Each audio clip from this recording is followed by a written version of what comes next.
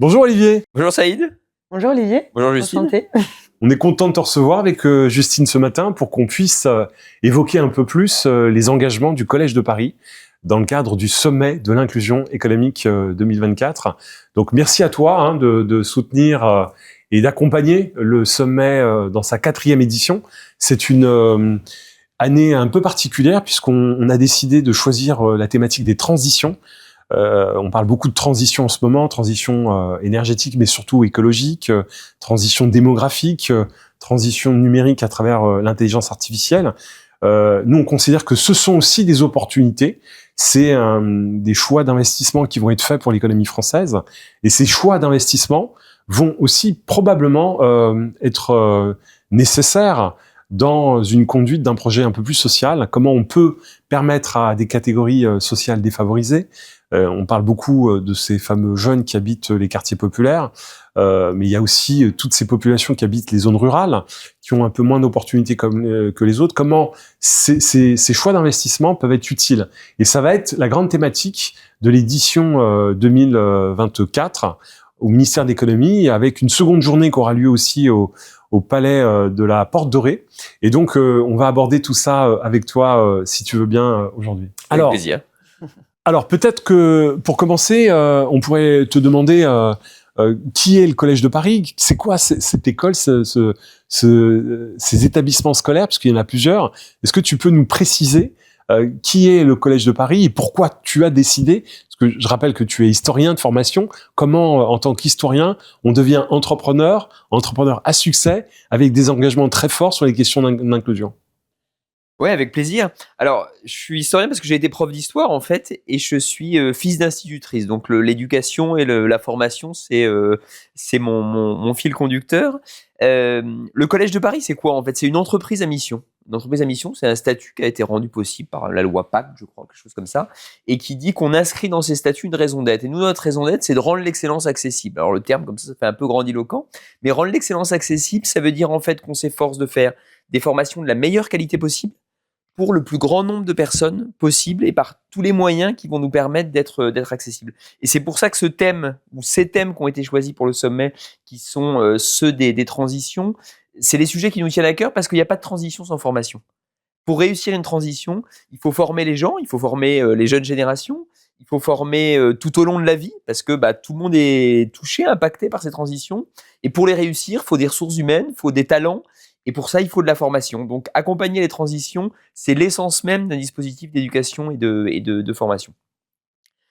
On est, je pense, assez bien armés pour le faire, nous et nos confrères, parce que le Collège de Paris, c'est un regroupement d'écoles et d'organismes de formation. C'est-à-dire que c'est comme une marque ombrelle, si vous voulez, qui va regrouper des écoles, des organismes de formation, distanciels, présentiels, des écoles qui sont dans les territoires, des écoles en alternance, des écoles qui sont à l'étranger, qui sont sur des thématiques différentes, sur des formats différents, sur des métiers différents, mais qui partagent 3 valeurs qui sont importantes pour nous, et je crois qu'ils le sont aussi pour la Fondation Mosaïque, qui sont d'une part la qualité pédagogique, le souci de la personne formée ou accompagnée, l'ouverture internationale, l'ouverture au monde dans tout ce que ça suppose, et l'accompagnement individualisé vers les métiers de demain, les métiers du futur. Et justement, donc vous parlez d'excellence, de qualité pédagogique. Qu'est-ce que vous mettez concrètement en place pour ces jeunes et quel est l'accompagnement concret? Alors, il y a déjà un accompagnement en tout cas pour toutes les structures qui sont spécialisées dans le domaine de la formation des jeunes, un accompagnement à l'emploi en fait, à l'emploi en alternance, c'est-à-dire à la recherche d'un contrat d'apprentissage ou d'un contrat de professionnalisation ou d'un autre dispositif, donc avec des conseillers formation, qui est un métier important pour nous. C'est un des premiers sujets d'ailleurs dont on a parlé avec la Fondation Mosaïque, cette logique de sourcing et d'accompagnement des jeunes. Puis après, on essaye de démultiplier les choses qui vont les accompagner, pas seulement pour la réussite de leur parcours de formation, mais surtout pour leur réussite future. Par exemple, on a lancé un incubateur qui s'appelle Caméléon, qui va non seulement accompagner, mais financer les projets de nos étudiants ou des jeunes de notre écosystème qui veulent développer une activité pendant ou à l'issue de leur parcours de formation. D'accord. Et si on peut parler en termes de quantité, combien de jeunes vous sélectionnez justement pour les accompagner? Alors, tout confondu, le Collège de Paris, on va former cette année 20 000 jeunes et 35 000 adultes, hors tout ce qu'on fait à l'international. Donc, ça fait un impact potentiel assez important Ouais. de personnes formées et accompagnées. Alors, il y a eu une position très forte sur l'ouverture sociale, sur l'ascension sociale, sur la Seine-Saint-Denis. Est-ce que tu peux nous parler un peu de cette école de commerce que tu as lancée il y a quelques années? Alors oui, c'est vrai que dans l'ADN, dans l'histoire du Collège de Paris, que j'ai lancé avec mon frère en 2011, il y a une école qui nous tient particulièrement à cœur, qui est Ascensia. Ascensia, le nom d'Ascensia, on l'a trouvé parce qu'on a construit un projet pédagogique autour de l'ascension sociale, autour de la promotion sociale, en disant qu'il fallait qu'on essaye de faire de la formation un levier. Et on a eu la chance d'avoir une école qui est ancrée dans les territoires d'Île-de-France. Un campus à Évry, un campus à Saint-Quentin-en-Yvelines, un campus à Marne-la-Vallée, un campus qui vient d'ouvrir, tu parlais du 93, à Saint-Denis-Aubervilliers, qui marche très bien, un campus à La Défense, qui est un peu le point de convergence de beaucoup de zones franciliennes. Et Ascensia, c'est peut-être l'école qui incarne le mieux le projet dont je vous ai parlé, parce que on est au service des jeunes, au service des territoires, et avec l'idée que l'important, c'est pas la sélection à l'entrée, c'est le niveau auquel on fait arriver les gens à la sortie. Il y a une autre école du Collège de Paris qui s'appelle Digital College, qui a résumé ça dans un slogan qui me plaît bien, qui est « On recrute pas l'élite, on la forme ». Il y a déjà beaucoup d'écoles qui font ça très bien d'ailleurs, qui sélectionnent attentivement les profils qu'ils ont, etc. Donc, ils vont être sélectifs à l'entrée. Nous, notre but, c'est au contraire d'être le plus ouvert possible. Mais en revanche, on va essayer d'amener les gens au meilleur niveau.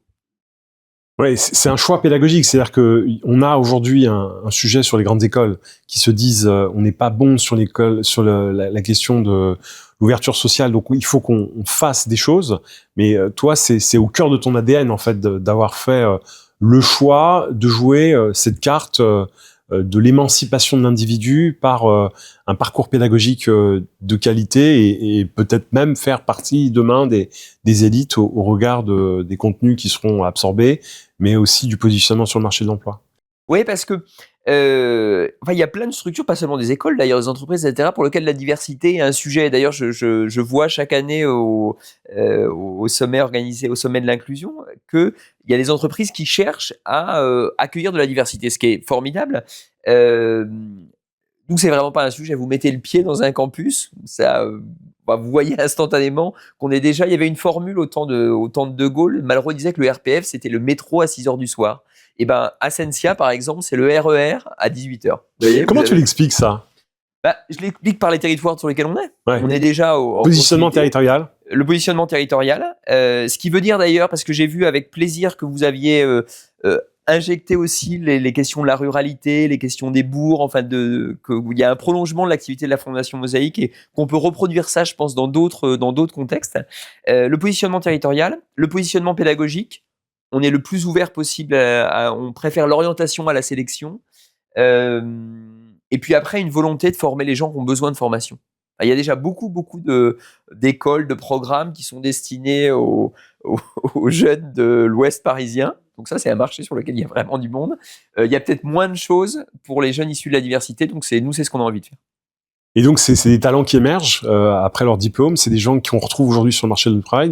On a été extrêmement impressionnés par le volume et la qualité dans l'attitude, dans cette capacité à se projeter sur le marché de l'emploi, puisque un grand nombre ont été invités au sommet l'année dernière. Et bravo, on voit que ça marche et ça intéresse les entreprises d'avoir ces talents disponibles et émergés. Parce que je rappelle qu'une des raisons pour laquelle on a créé aujourd'hui le groupe Mosaïque, sa fondation et autres, c'est parce qu'on a encore beaucoup trop d'entreprises qui considèrent qu'il n'y a pas suffisamment en fait de talents issus de ces territoires défavorisés. Ouais, et puis quelque chose qui me tient à cœur aussi et sur lequel on réfléchit, puisque on a créé, comme tu sais, une chaire ensemble, Ascensia et Mosaïque, sur ces thématiques d'inclusion, de l'inclusion économique, de la promotion sociale. C'est que il faut qu'on soit meilleur, je pense, pour faire ça tout au long de la vie. En fait, il y a grâce aux métiers de demain, grâce à l'IA, grâce au numérique, il y a des paris qu'on est en train de gagner sur l'emploi. C'est plus facile aujourd'hui de trouver un emploi pour beaucoup de jeunes que ça l'était il y a 5, 10, 15 ans. On gagne du terrain quand même, je pense, et notamment grâce au travail que vous faites. Mais moi, ce que je trouve, c'est que c'est bien que les jeunes trouvent un emploi, mais ça, c'est un peu le service minimum. Ce qu'on voudrait voir aussi, c'est dans les conseils d'administration, dans les comités de direction. Enfin, vous aviez fait une étude très intéressante mais un peu, enfin, qui disait quand même des choses qui restent un peu embêtantes pour notre pays quand même. Hein. 3,5%, je rappelle le chiffre, hein, 3,5% de représentation de diversité ethno-culturelle dans les membres du COMEX et des conseils d'administration du SBF 120. Et c'est là, je pense, où il y a un enjeu qui, pour le Collège de Paris, pour Mosaïque, pour la société peut-être qui se rejoint, c'est que dans les thèmes que vous avez choisis pour le sommet, il y a la transition démographique. La transition démographique, ça veut dire qu'il va y avoir moins de jeunes. Il y a moins de bacheliers chaque année, par exemple. Il va y avoir moins de jeunes à former, mais beaucoup d'adultes. Et donc peut-être que l'enjeu, c'est de se dire, qu'est-ce qu'on fait maintenant pour... alors, je sais que le thème de l'âge de la retraite est un peu polémique, donc je ne sais pas quelle borne prendre, mais on va dire les 25-65 ans. Qu'est-ce qu'on fait pour eux? Qu'est-ce qu'on peut imaginer? Là, on vient de lancer avec une de nos entités qui s'appelle IFOCOP un dispositif qui s'appelle Atout Senior, qui est pour les plus de 50 ans. Voilà, l'enjeu, c'est peut-être ça, et qu'on aide chacun à réussir à tous les niveaux, parce que si on veut que l'inclusion fonctionne, il faut vraiment que ça soit à tous les étages. C'est bien que ça soit au guichet des banques, c'est bien que ça soit à plein d'endroits, mais il faut aussi que ça se voit dans les gens qui décident. J'en profite pour rappeler que le sommet de l'inclusion du 25 et 26 novembre prochain, ce sera l'occasion de révéler cette première étude qu'on a fait ensemble grâce à la chaire de l'inclusion économique. Cette étude, c'est une étude quali qui expliquera en fait comment se structurent les choix en fait de sélection dans ces conseils d'administration et ces instances dirigeantes. Il y a un autre élément aussi que je voulais voir avec toi, c'est que tu évoques effectivement cette transition démographique. On sait que la jeunesse, elle habite aussi beaucoup les territoires pauvres. Là où on a un taux de natalité qui est assez actif, c'est dans ces territoires pauvres, c'est là où vous avez vos écoles, et ça dit quelque chose aussi du renouveau des générations. Ouais, parce que, en fait, la formation, pour que ça marche, il faut qu'il y ait des gens à former. C'est tout bête. Hein. Et donc, c'est assez naturel pour moi d'aller créer des structures là où il y a une dynamique démographique. Et ça, c'est aussi, je pense, un motif d'espoir, en tout cas si on sait bien accompagner ça, c'est que, historiquement, le dynamisme d'une génération, il est toujours là où il y a du dynamisme démographique. L'histoire de mai 68, par exemple, c'est l'histoire de la génération du baby-boom qui arrive à l'université. Et donc ça veut dire aussi que la chance de la France, je pense, elle est dans les territoires où il y a de la dynamique démographique. Et donc ça, aujourd'hui, c'est effectivement la banlieue parisienne, mais la banlieue de plein d'autres métropoles. C'est là où il y a des jeunes, c'est là où il y a de l'envie, où il y a des talents, ce que probablement tu as su détecter avant les autres. Et donc c'est là aussi qu'il y a de l'avenir. Ce que tu dis, ça va un peu à l'encontre de réflexions politiques qui sont portées au plus haut sommet de l'État aujourd'hui. Il y a une autre chose, moi je pense, qui va à l'encontre, ou même on marche à l'envers, hein, c'est la question de l'immigration. On marche un peu à l'envers. Aujourd'hui, on voit que toutes les entreprises, on dit qu'elles ont besoin de talents, elles ont besoin de diversité, mais même basiquement, elles ont besoin de ressources humaines. Il y a plein de boîtes qui n'arrivent pas à recruter. Et donc, il n'y a aucun scénario, je pense, où l'Europe, la France, mais l'Europe en général, pourra se passer d'une migration de main-d'œuvre. Donc, on n'a jamais eu autant de besoins de talents qui bougent, qui prennent l'avion, qui bougent et qui viennent. Donc, se dire que dans ce contexte-là, c'est le moment de fermer les portes, pour moi, c'est juste absurde. Et pourquoi ces arguments prennent autant, en fait, puisque ça séduit quand même une partie de l'électorat, quand même, français? Je pense que les gens ont peur. Les gens ont peur. On suit l'information à travers des chaînes d'information qui racontent des trucs... qui feuilletonne sur des trucs épouvantables à longueur de journée. Moi, j'ai grandi à la campagne jusqu'à 18 ans.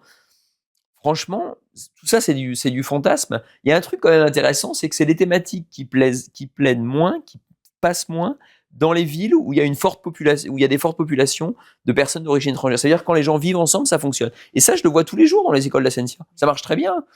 On a aucun problème de comportement, enfin en tout cas pas plus que n'importe quel établissement, pas moins, pas plus.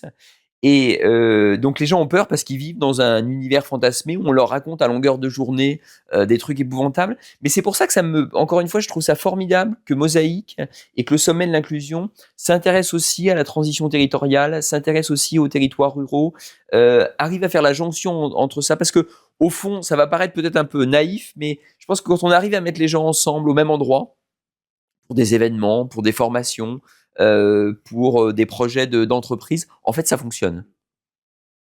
Et en fait, tout le monde réalise que c'est pas forcément si compliqué. Maintenant, il faut arriver à créer ces lieux-là, et ça, vous le faites, et il n'y a pas tant d'organisations, d'institutions qui font ça. Donc, vous pensez vraiment que des initiatives inclusives peuvent être un vrai levier de transformation pour la société? Ah bah oui, c'est C'est évident. c'est notre avenir et c'est notre chance. C'est sûr. Enfin, d'abord parce qu'encore une fois, on a besoin de talent. On est passé, quand on a commencé à s'intéresser à ces problèmes de chômage des jeunes, d'inclusion, Mosaïque, maintenant, c'est que ça commence à avoir un début d'histoire. Nous, on a été créé il y a une quinzaine d'années. On était dans un contexte qui était moins favorable pour l'emploi. Donc, c'était peut-être moins évident. Ça aurait dû l'être, mais là, aujourd'hui, la seule réalité économique montre que les boîtes, l'économie, les projets, les associations peuvent pas fonctionner si tout le monde ne s'engage pas, même matériellement en termes de nombre de personnes. Donc ouais, c'est l'avenir, et puis c'est à nous de le démontrer, quoi. Et c'est une manière aussi de financer les retraites demain. Et oui, il faut des actifs, il faut des gens engagés, et puis encore une fois, je pense qu'il faut des territoires et des pays qui soient le plus ouverts possible. C'est surtout, c'est pas le moment de fermer les portes. Tout à l'heure, Saïd parlait de transition numérique. Donc, on peut parler aussi de l'IA qui est vraiment dans l'air du temps. Est-ce que vous utilisez l'intelligence artificielle notamment pour détecter des nouveaux potentiels, des nouveaux talents, de tout horizon du coup? Alors, on s'intéresse beaucoup à l'intelligence artificielle d'abord parce qu'on pense que c'est un outil de transformation pédagogique formidable. On a sorti l'année dernière un bouquin qui s'appelle l'IA éducative et qui essayait de synthétiser à date un peu toutes les initiatives qui avaient été prises pour utiliser l'intelligence artificielle pour mieux enseigner, mieux préparer des contenus, mieux, vous avez raison, mieux orienter, mieux sélectionner des talents, mieux certifier. Donc, il y a un vrai enjeu sur l'utilisation de l'IA dans nos métiers déjà. Et puis, l'IA, c'est aussi une opportunité de nouveaux métiers. Et ça, je pense que c'est aussi une chance parce que une transformation technologique dit aussi que tout d'un coup, des nouveaux outils arrivent en main d'entrepreneurs ou de porteurs de projets qui ont envie de faire quelque chose d'original et quelque chose de différent. On l'a assez bien vu dans le digital. On a vu émerger, quand c'était la mode des startups, du digital, des nouveaux talents, des nouvelles figures émerger. Je pense que l'IA permettra ça. Il permettra à des gens qu'on n'attendait pas de s'emparer, pas forcément de la partie technique qui, elle, demande un bagage de formation. Quand on rentre dans le moteur de l'intelligence artificielle, là, il faut commencer à avoir Mais l'utiliser l'IA pour porter des nouveaux projets, des nouvelles initiatives, des nouvelles idées, il y a un champ qui est infini. Et ça, je pense que pour des nouveaux talents, ça peut être une source et un levier d'entrepreneuriat avec beaucoup, beaucoup d'opportunités. Ouais. C'est vrai, mais c'est vrai que du côté du jeune, du côté du talent, c'est prometteur, c'est positif. Mais avec Saïd, on a eu l'occasion de parler aussi avec d'autres personnes du côté entreprise, et eux, ils sont un peu frileux justement avec cette arrivée-là de l'intelligence artificielle. Donc, ce qu'il y a, c'est que c'est un peu vertigineux. Ouais. C'est sûr que c'est vertigineux. On a tous les uns et les autres testé un peu ces dernières années. Vous voyez, par exemple, des métiers comme les métiers du droit, les métiers de la rédaction de contenu. Vous connaissez bien les sujets d'influence. Tout ça, on voit que ça peut quand même être remplacé, outillé d'une manière qui est un peu vertigineuse parce que ça peut remplacer concrètement pas mal d'emplois. Donc, effectivement, ça, c'est le mot de transition n'a jamais été aussi bien trouvé. C'est une énorme transition, mais au final, en tout cas pour des gens qui ont envie de s'en saisir, je suis convaincu que ça peut être une source d'opportunité. Est-ce que tu peux nous parler aussi des domaines de formation que vous investissez? Je crois que tu as des écoles qui sont sur le numérique et l'IA, la cybersécurité. Est-ce que tu recommandes à ces jeunes qui sont aujourd'hui en quête d'orientation scolaire d'aller sur ces métiers-là? Et pourquoi ça peut être un enjeu pour eux pour pouvoir réussir leur insertion professionnelle? Alors, c'est toujours plus facile de réussir son insertion sur des nouveaux métiers que sur des métiers traditionnels. Un métier traditionnel, qu'on le veuille ou non, on pourra faire tous les efforts qu'on fait, vous avez des codes sociaux qui restent marqués. La banque, les avocats. Moi, j'ai envie que des gens de toute origine investissent ces secteurs, mais il y a forcément plus de barrières à prendre dans les secteurs très anciens. Dans les secteurs nouveaux, il n'y a pas encore de code. Est-ce que c'est des métiers pour les hommes, pour les femmes, pour les noirs, pour les blancs, pour les jeunes, pour les vieux? Il n'y a rien d'écrit puisque personne, ou presque personne en tout cas, avait des boîtes dans l'intelligence artificielle il y a 20 ans. Donc, il n'y a rien d'écrit par avance. Donc ça quand même, ça facilite les barrières. Donc oui, je recommande aux jeunes de choisir ces sujets-là. On a des écoles chez nous comme Caisse Informatique, Open IT, Digital College, Metaverse College, qui sont spécialisées sur ces sujets de l'intelligence artificielle, du métaverse, de la cybersécurité, enfin surtout les nouveaux enjeux technologiques. Ça vraiment, emparez-vous de ça. D'autant plus que comme il y a des secteurs qui recrutent, c'est des écoles qui sont faciles à intégrer en alternance parce que l'emploi en alternance est facile à trouver sur ces spécialités. Ça, c'est une orientation possible. Et puis j'en profite parce qu'il y a un paradoxe, c'est que ces transformations technologiques, elles portent aussi un renouveau de tous les métiers du geste, du soin, du service, ces métiers de la main. Elles revalorisent en fait justement les métiers dont on se dit, bah ça, il y aura jamais une intelligence artificielle qui va remplacer ça. Et donc en fait, ça fait deux voies porteuses assez différentes. C'est des métiers un peu oubliés qui sont des métiers de l'humain ou des métiers du geste. Si ça vous plaît, emparez-vous-en parce qu'on manque de talent déjà là-dessus. Il y a des choses à faire. Et puis sur la technologie, ouais, il y a beaucoup de place à prendre, de terrain à conquérir, et sur quelque chose où c'est ceux qui voudront y aller qui gagneront les places. Ouais, c'est vraiment des stratégies d'avantage concurrentiel, quoi. Ouais. Plus on s'intéresse à ces sujets-là tôt, plus on a de l'avance et donc on rétablit l'inégalité des chances, quoi. Exactement. Ok, parfait. Moi, je trouve ça intéressant parce que donc moi-même, j'ai été en école de commerce et on nous dit que pour réussir, soit faut être une grande businesswoman, ou soit faut être avocat, soit faut être docteur, faut être médecin. Et là, je trouve ça intéressant justement de parler d'autant plus des métiers de la technologie qui sont un métier d'avenir. Et comme vous l'avez dit, il n'y a pas encore de code, donc c'est un peu la porte ouverte pour les jeunes, pour qu'ils puissent évoluer dans ce secteur-là. Je trouve ça pas mal. Ouais, c'est un levier. C'est un bon des levier. inégalités. Ouais. Exactement. Est-ce qu'on a une dernière question pour une dernière notre question. ami Olivier Je réfléchis à la place d'un jeune, qu'est-ce qui pourrait se poser comme question justement. Peut-être on peut finir sur ça. Est-ce qu'il y a un accompagnement justement pour le recrutement, pour les futurs recruteurs et les futurs employeurs auprès des jeunes des collèges de Paris? Oui, en particulier sur la formation des tuteurs, parce que il y a autre chose, je trouve, que le sommet de l'inclusion a très bien mis en avant et que le travail de Mosaïque a bien réalisé, c'est que pour que tout ça fonctionne, on disait beaucoup de choses que les jeunes devraient faire mieux, différemment, etc. Mais on n'a pas assez dit ce que les entreprises doivent changer aussi. Ce que les entreprises doivent changer dans leur pratique de recrutement, ce que les entreprises doivent changer dans leur vision du monde, dans leur vision des choses, dans leur vision de la société. Et donc, il faut aussi accompagner les sociétés. Ça, nous, on le prépare pour ce qui est du volet école à travers la formation des tuteurs, puisque chaque jeune en alternance, c'est un tuteur en entreprise. Eux, ils ont un rôle de passerelle et d'ambassadeur à jouer. On le prépare à travers la formation continue aussi, avec des organismes de formation chez nous comme Adeos, qui sera présent au sommet de l'inclusion et qui forme des cadres, des dirigeants à ces questions d'inclusion et de transition. Et ça, probablement, il faut en faire beaucoup plus, parce que si on veut que les mentalités évoluent, il faut faire évoluer tout le monde et à toutes les échelles et à tous les étages de l'entreprise. Merci. Très bien. Un grand merci pour ton temps et puis surtout de nous avoir permis de mieux comprendre ce qu'était le Collège de Paris et les intérêts de s'investir sur les questions d'inclusion. Merci pour tes engagements. Merci beaucoup.